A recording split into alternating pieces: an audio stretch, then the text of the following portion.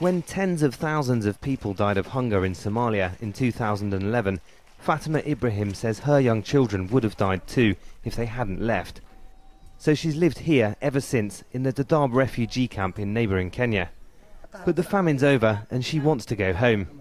I want to go back to Somalia so that I can do business. Here there's restriction of movement, so I can't make enough money. I can't afford clothes and shoes for my kids. But it's mostly because of decades of conflict in Somalia that thousands of people have come here. The first refugees came in 1991 and the camp's grown ever since. Now there are over 300,000 people living here. It's become a sprawling, permanent town.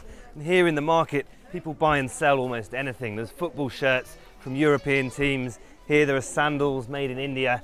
People have not only rebuilt their businesses though, they've rebuilt their whole lives. In 1992, Abdi fled Somalia. He learned to make shirts here as a teenager. Now he employs 5 people. And like most here, he still thinks it's not safe enough to go home. In my opinion, Somalia is still very bad. Life there is 50-50. If you decide to go back, you might be killed, you might not. But you can't live like that. The UN provides food and basic services here. This poster offers people the chance to go home.